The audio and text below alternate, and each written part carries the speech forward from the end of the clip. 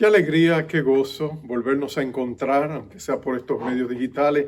Es mi deseo y mi oración que estés bien, que la gracia de Dios esté contigo, aun en este tiempo de pandemia, que Dios sea tu amparo, tu fortaleza, tu pronto auxilio en esta tribulación. Quisiera invitarte a abrir la palabra de Dios al libro de los Hechos de los Apóstoles o Hechos del Espíritu Santo, el capítulo 5, y vamos a leer del verso 17 al 21 y luego vamos a leer del 29 hasta el 32. Para ponértelo en perspectiva, los discípulos tienen un ministerio público maravilloso, hay señales, hay prodigios, la gente está viniendo a Cristo, la iglesia se congrega frente al pórtico de Salomón y ahora se levanta otra vez la oposición y los arrestan esta vez a los 12 apóstoles y los van a llevar frente al Sanedrín, el consejo judío de sus 70 ancianos. Y vamos a ver lo que pasa, vamos a leer algunas porciones de esto. Primero voy a la porción de estos eventos y luego cómo responden los apóstoles. Pero quisiera que fijaras tu atención en la vida que los apóstoles ahora tienen, ese factor vida que se genera en ellos por medio del poder del Espíritu Santo, porque es esa vida, esa misma vida la que Dios quiere desarrollar, cultivar y empoderar en ti. Así que vamos a leer la palabra en el nombre del Padre, del Hijo y del Espíritu Santo. Dice así la palabra de Dios. Entonces, levantándose el sumo sacerdote y todos los que estaban con él, esto es la secta de los saduceos, se llenaron de celos y echaron mano a los apóstoles y los pusieron en la cárcel pública. Mas un ángel del Señor, abriendo de noche las puertas de la cárcel y sacándolos, dijo: Id, y puestos en pie en el templo, anunciad al pueblo todas las palabras de esta vida. Permíteme leer el verso 21 según la versión amplificada. Dice: Id puestos de pie en el templo, anunciad al pueblo toda la doctrina concerniente a esta vida, la vida eterna que Cristo nos ha revelado.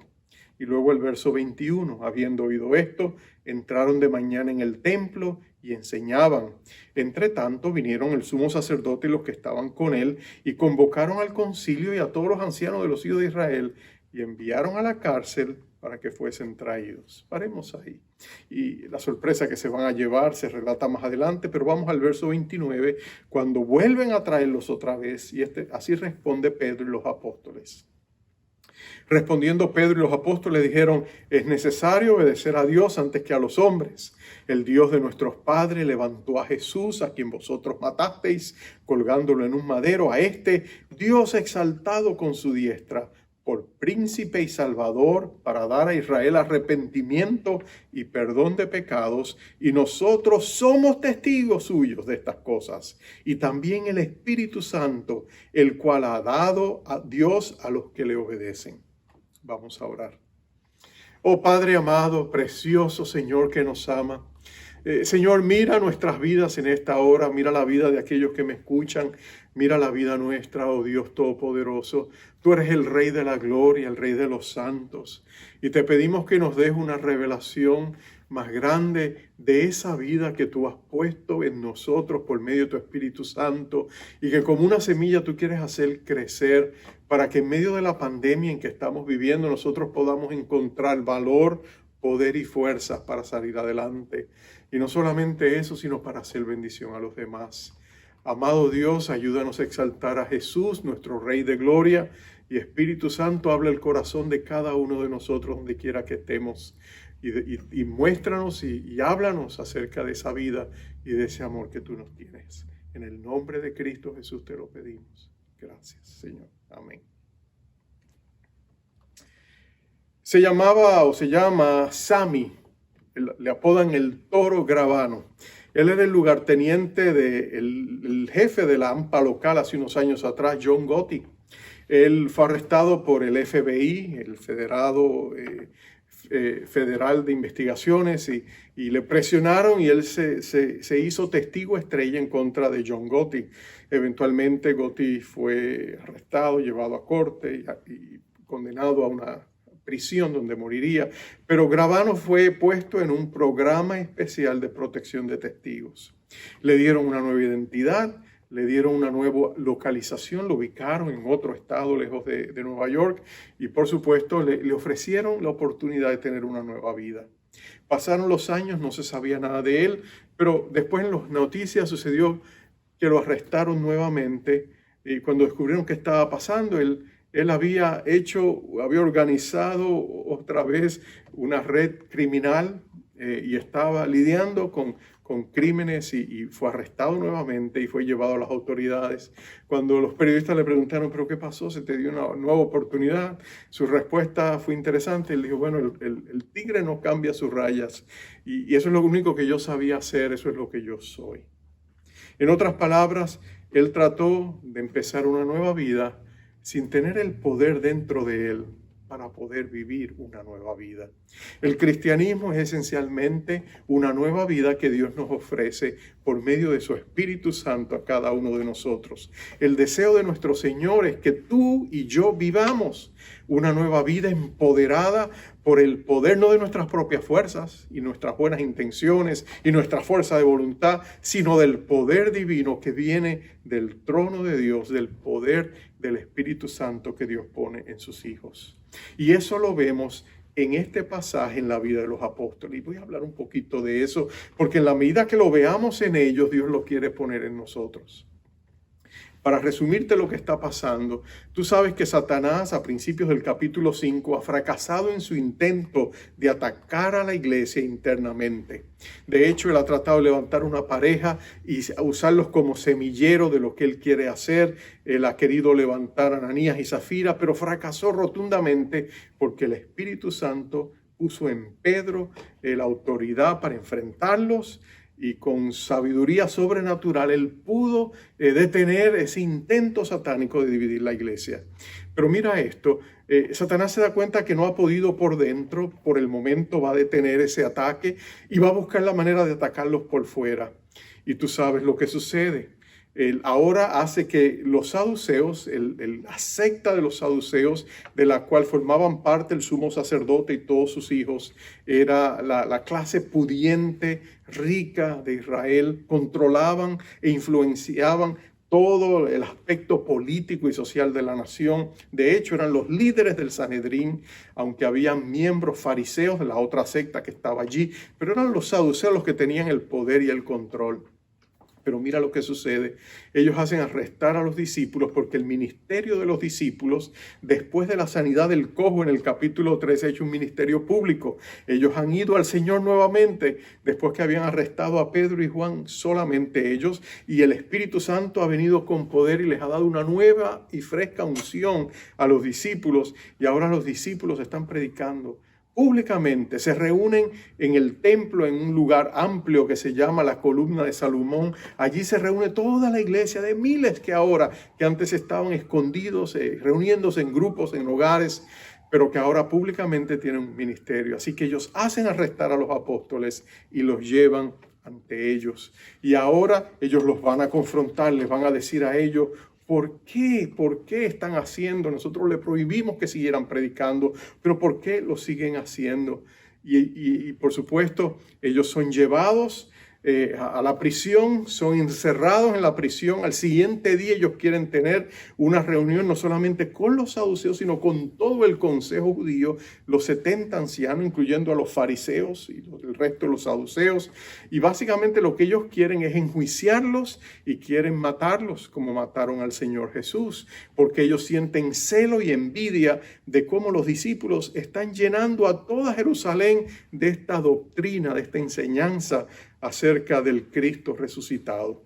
Así que ellos están disgustados, quieren hacerlo, los llevan, los arrestan, pero mira lo que pasa. Es una nueva era para la iglesia de Dios, la iglesia de Dios.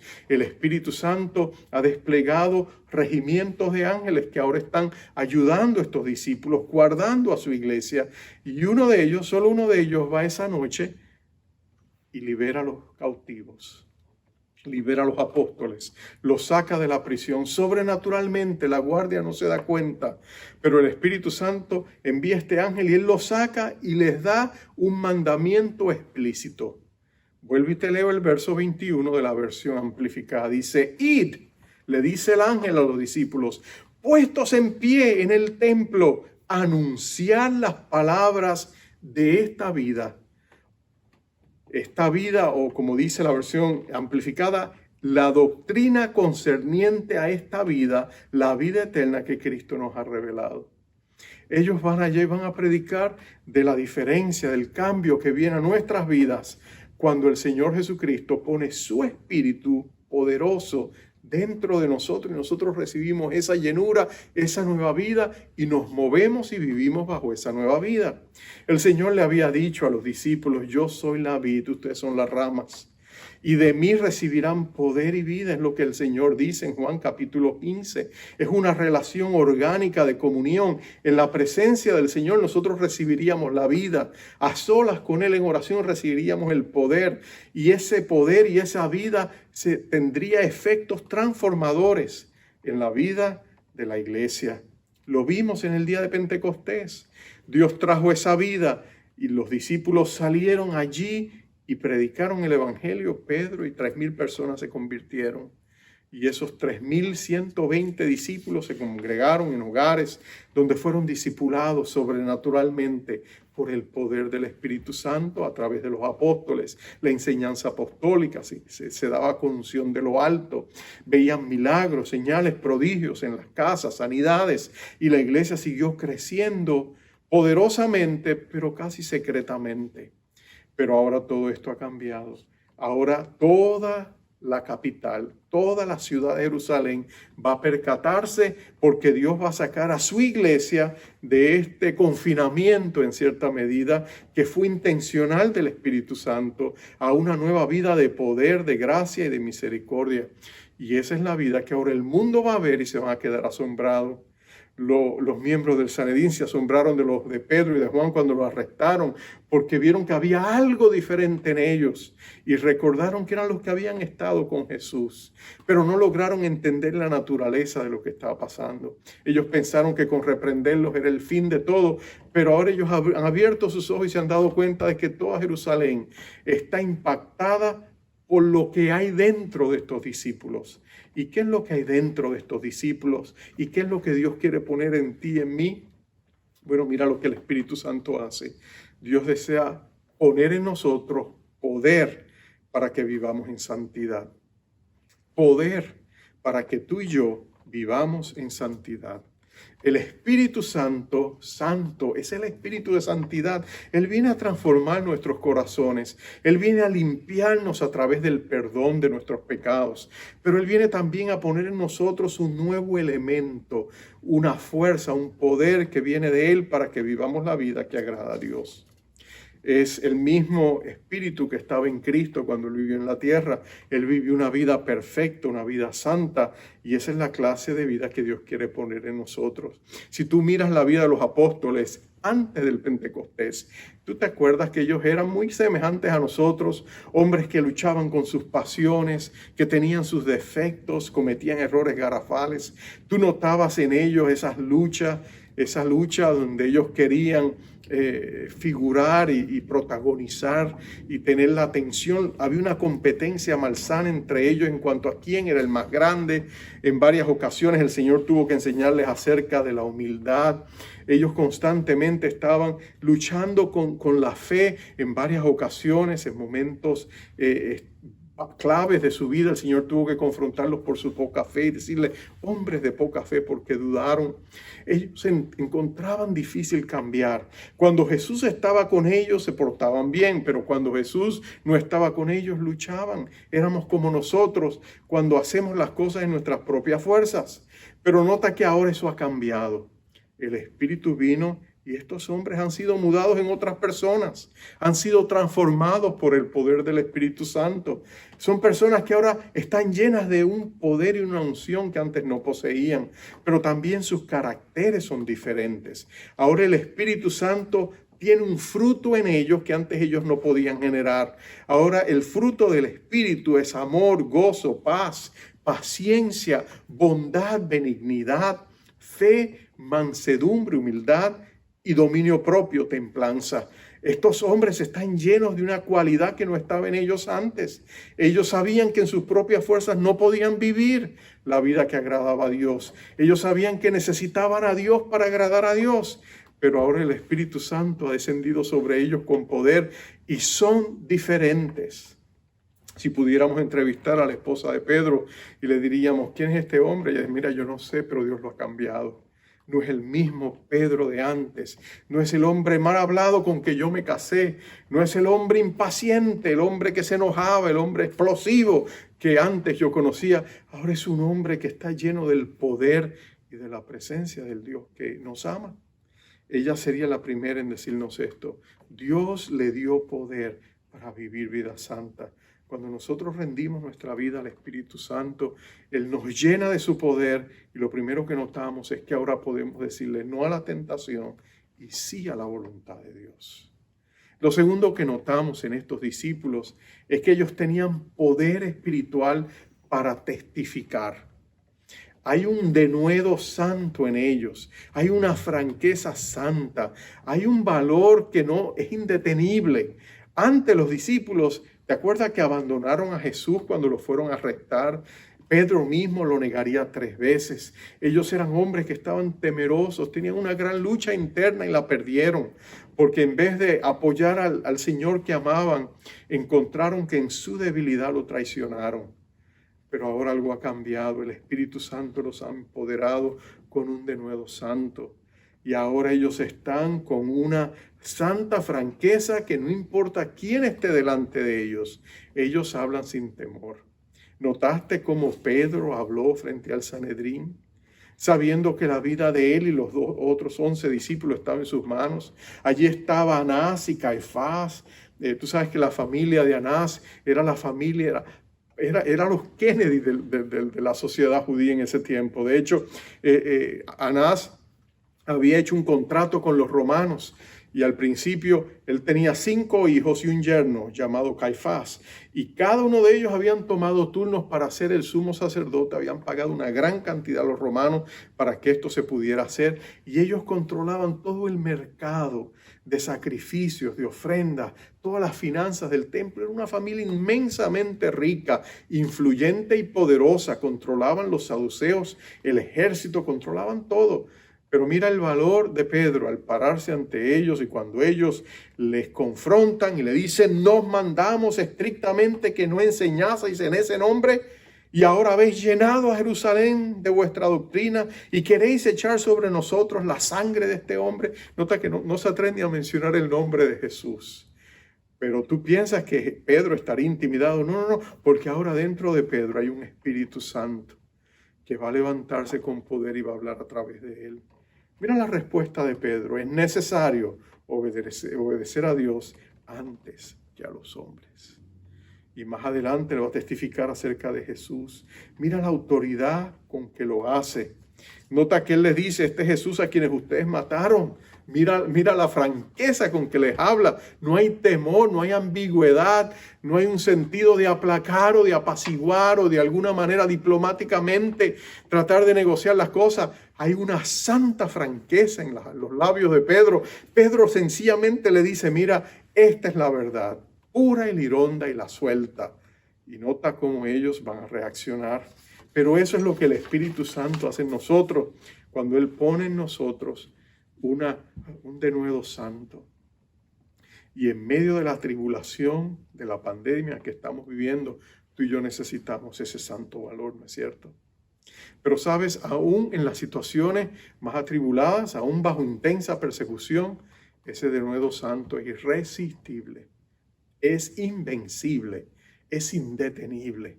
Pero no porque ellos lo generan, sino porque el Espíritu Santo está en ellos, habla a través de ellos y los fortalece a través del mismo. Así que recuerdo hace unos años atrás, hablé con un líder de la iglesia en Asia, no voy a mencionar el país. Este pastor es líder de la red más grande, es una red de millones de creyentes en un país que está intervenido políticamente y la iglesia está siendo perseguida. Y yo recuerdo que cuando él nos decía, a los que estábamos presentes, este siervo de Dios, un hombre muy humilde, y le preguntamos cómo podemos orar por la iglesia que está intensamente perseguida.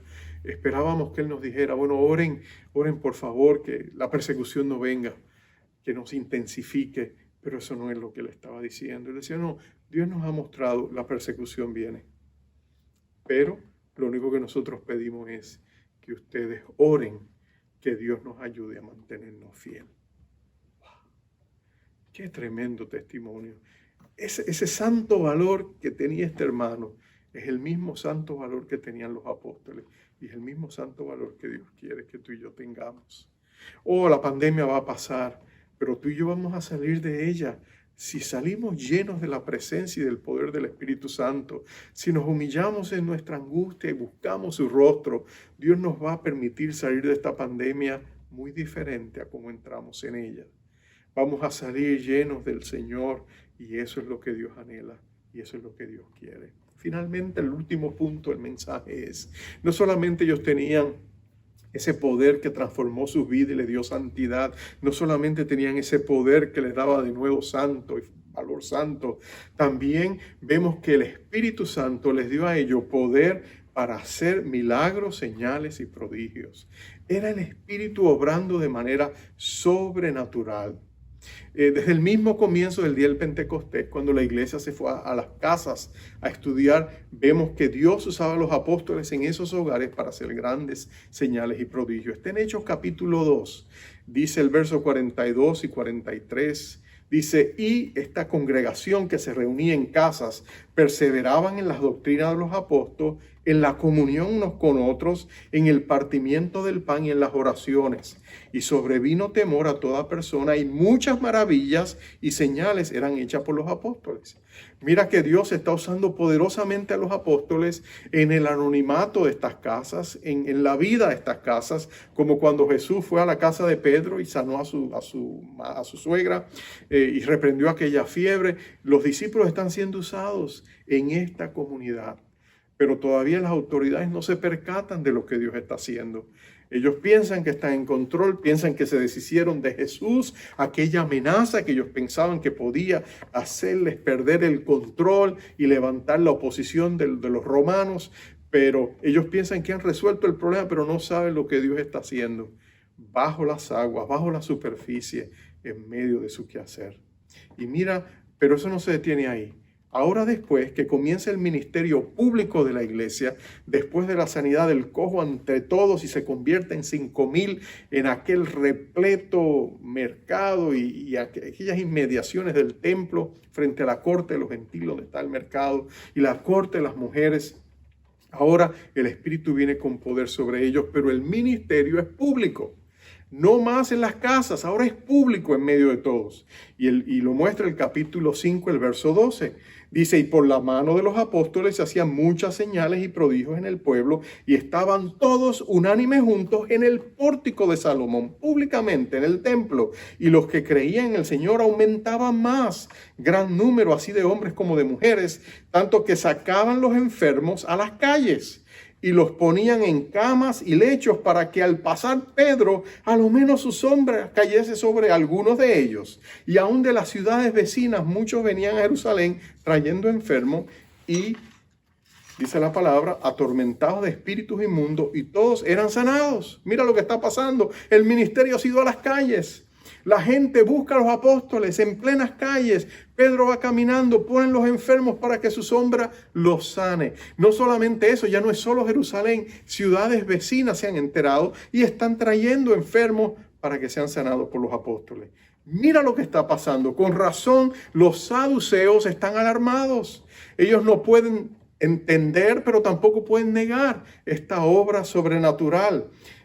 Dios está obrando con poder. El Espíritu está haciendo milagros. Y es porque el Espíritu está capacitando a los apóstoles. Es Él quien está haciendo los milagros a través de sus hijos.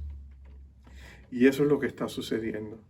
Sabes que en los grandes avivamientos de la historia, cuando tú estudias y lees los escritos de los que lo vivieron, de los que testificaron, los que fueron testigos oculares y presenciales de esos grandes eventos de la historia, todos ellos te muestran que el Espíritu Santo, cuando vino sobre la iglesia con poder, desató olas de milagros, señales y prodigios. El avivamiento en la calle Azusa en el 1906, allá en Los Ángeles, fue un ministerio poderoso donde vieron milagros. De hecho, habían tantos milagros que doctores empezaron a preocuparse porque estaban perdiendo sus prácticas médicas. Hubo un doctor en particular, no recuerdo su nombre ahora, que cuando venían los enfermos a decirle, mire, ya no necesitamos su servicio, el Señor nos ha sanado, él se quedó alarmado, pero él veía a la gente sana, gente que él inclusive había desahuciado y les había dicho se van a morir, y ahora esa gente estaba sana y llenos de vida y vitalidad. Así que él se fue a ver lo que estaba pasando allá, ya se convirtió, bueno, eventualmente se fue de misionero a otros lugares a predicar y el ministerio de sanidad de nuestro Señor Jesucristo. Eso es lo que Dios hace cuando viene con poder sobre la iglesia. Los saduceos no podían confrontar eso, pero ellos tienen un dilema. ¿Qué vamos a hacer con estos hombres? Y mira lo que ellos deciden. Ellos quieren matarlos. Eso es lo que ellos quieren. Ellos realmente lo que quieren es acabar con ellos, terminar con ellos. El verso 33 lo dice. Ellos, oyendo lo que Pedro dice, se enfurecían y querían matarles, dice la palabra. Pero se levanta un hombre llamado Gamaliel, uno de los más respetados rabinos de todos los tiempos de los judíos. Y mira lo que él dice. Él dice, no, vamos a frenar esta situación. Si lo que ellos hacen viene de los hombres, no se preocupen, esto va a perecer. Pero si viene de Dios, tengan cuidado. No vayan ustedes a encontrarse como opositores del Dios Todopoderoso. Gamaliel está levantando la mirada, está viendo la obra sobrenatural del Espíritu Santo y está reconociendo que esto no es tan claro como los saduceos pensaban, que algo le está haciendo a él cuestionar si sus prejuicios anteriores estaban fundamentados en la verdad. Y ahora vemos una apertura aún en él mismo de que quizás lo que está pasando tiene las huellas digitales del Dios Todopoderoso. Y tú sabes lo que pasa. Ellos son azotados y puestos en libertad. Pero aun cuando ellos son azotados, mira cómo ellos salen. Sus espaldas ensangrentadas. Han sido azotados. Los judíos daban 39 azotes. O como decía Pablo en alguna de sus cartas, 40 azotes menos uno. Porque si ellos daban 40 azotes y la gente moría, los romanos le iban a pedir cuenta. Pero si le daban 39 y la gente se moría, ellos pueden decir, no le dimos los 40 azotes. Así que ellos se agarraban de ese pequeño vía de escape legalístico y entonces azotaban a los discípulos. Pero mira cómo ellos salen. El verso 41, y ellos salieron de la presencia del concilio gozosos de haber sido tenidos por dignos de padecer afrenta por causa del nombre, el nombre de Jesús. Mira qué gozo, mira qué alegría. ¿Quién puede explicar eso sino por el poder de esa vida que está en ellos? Que aún sufriendo físicamente, y tú no puedes imaginarte el intenso dolor de esos azotes. Esos azotes eran terribles y sin embargo ellos salen gozosos porque Dios transforma la aflicción en motivo de alabanza. ¿Y a qué salen? Mira el verso 42. Y todos los días en el templo y por las casas no cesaban de enseñar y predicar a Jesucristo. ¿No es eso maravilloso? Dios quiere hacer algo grande en tu vida y en mi vida. Dios está preparando a través de toda esta pandemia. Hemos visto una iglesia confinada, ¿no es cierto? El mundo captura los titulares de los periódicos, las violentas protestas, el temor de la pandemia. Alrededor del mundo nosotros somos estremecidos por esas noticias y los medios noticiosos son los portavoces de todo ese negativismo. Todo lo que está pasando allá afuera. Pareciera que Dios no está haciendo nada. Oh, pero Dios está obrando en el confinamiento, en la secretividad de nuestros hogares, como hizo con la iglesia primitiva, preparándonos para una segunda oportunidad de gloria, donde Él va a destapar su iglesia con poder y gloria y va a mostrarle al mundo que Él no ha estado con las manos sin estar ocupadas. Y no solamente eso, Dios quiere hacer grandes cosas. Termino con esto. En el 1871, la ciudad de Chicago, hubo una gran crisis, un gran incendio que devoró 1/3 de la ciudad. Una tercera parte de la ciudad de Chicago se hizo llamas. Más de 18,000 personas quedaron desamparadas, murieron cientos, hubieron 200 millones de pérdidas que en ese tiempo, imagínense, era una millonada increíble. Pero en medio de todo eso, allá había un hombre llamado Dwight Lyman Moody, era un predicador. De hecho, él siempre va a vivir porque con un gran remordimiento, porque en la noche de ese gran incendio, Moody le dijo a los que estaban en su iglesia: no voy a hacer un llamado hoy. He presentado el evangelio, voy a darle la oportunidad para que se vayan y lo piensen. Y la semana que viene, cuando vengamos, yo quiero que me contesten si están listos para recibir a Jesús. Había predicado sobre el verso en la Escritura donde Poncio Pilato ponderaba qué hacemos con este hombre. Bueno, él dice que ese fue el peor error de su vida, porque él nunca jamás volvió a reunir esa congregación, porque el incendio desató muerte en todos esos lugares, y luego él se arrepintió de no haber llamado a la gente a una decisión en ese instante. Por mucho tiempo después él tuvo hambre y sed de Dios, y estaba aquí en la ciudad de Nueva York, cuando caminando en una de las calles, ahí Dios se encontró con él y lo llenó del poder y de la presencia de su Espíritu. Él diría más tarde que sus mensajes eran los mismos, que él no decía nada diferente. El mensaje mantenía el mismo tono, mantenía la misma doctrina, pero que ahora dentro de él había un poder y una unción diferente. Y los resultados se vieron claramente. Miles de personas venían a Jesucristo cuando él predicaba. Dios lo llevó a Inglaterra y vivió allá por 2 años y pudo predicar desde la gente más humilde en las calles de la ciudad de Londres hasta frente a la reina de Inglaterra en la Universidad de Cambridge y muchos otros lugares. Dios lo usaba con poder, pero él siempre decía lo mismo: yo soy un humilde vendedor de zapatos, un hombre que no tuvo sino un 5º grado de educación. Lo que yo hago, no lo hago yo, lo hace el Espíritu que está en mí. Cuando algunos lo criticaban, pues porque no hablaba con educación, no tenía la educación, a veces hablaba con su falta de educación, él siempre decía lo mismo. Él dice: yo hago lo que puedo con lo que tengo, ¿qué estás haciendo tú con lo que tienes? Bueno, su vida cambió porque el Espíritu Santo le hizo diferente. El Espíritu Santo quiere cambiar tu vida y mi vida. Si tú eres un hijo o una hija de Dios, Él ha puesto su presencia en ti.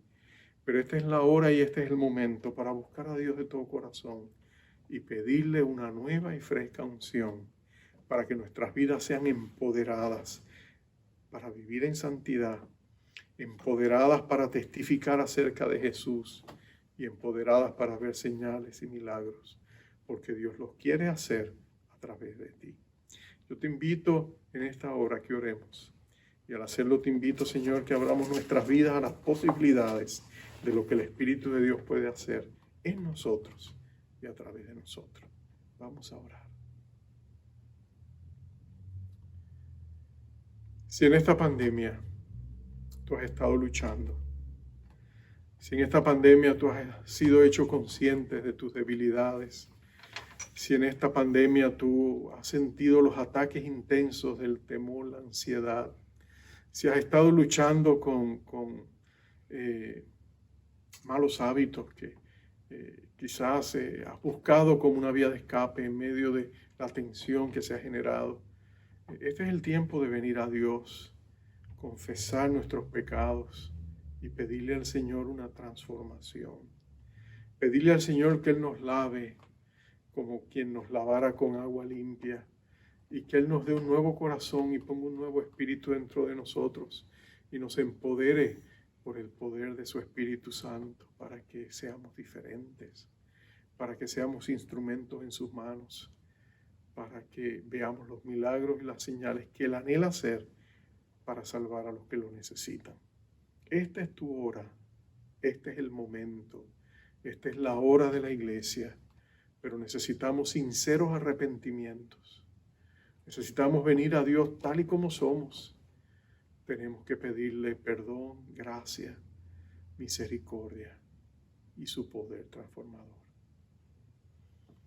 Padre amado, tú eres el Rey de los siglos. Eres el Dios todopoderoso y eres el Dios que nos ama. Tú amas a mi hermano, hermana, amigo, amiga que me escucha en este momento y tú estás con él. En este instante tú estás con él, con ella. Tu presencia a su lado, Señor, viene de la seguridad de saber que tú estás en todas partes. Pero en este instante tú estás tocando el corazón de cada uno de ellos. Señor, tú nos has dado un alma inmortal. Y en estos días de pandemia, Señor, estamos conscientes de nuestra necesidad espiritual. Así que ven a nosotros, háblanos, ministranos, bendícenos, llénanos de ti.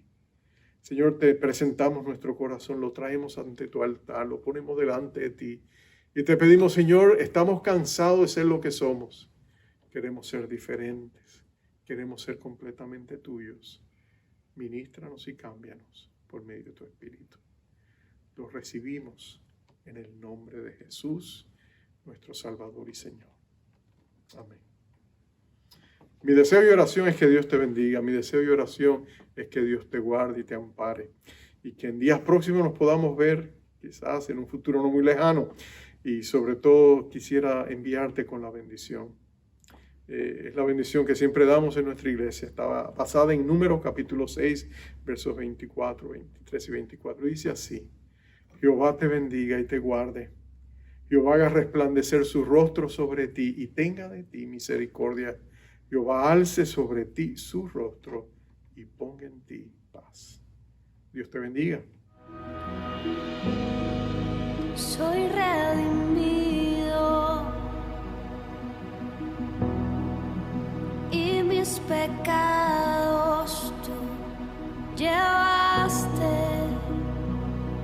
en esa cruz.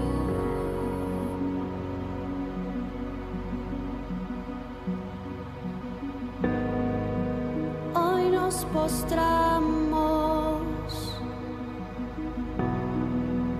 ante el Cordero que nos salvó,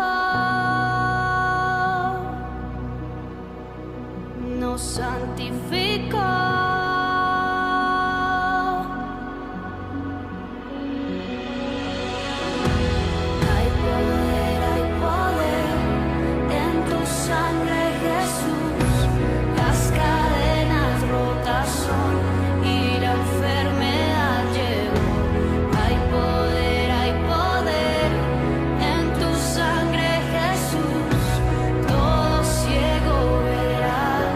Y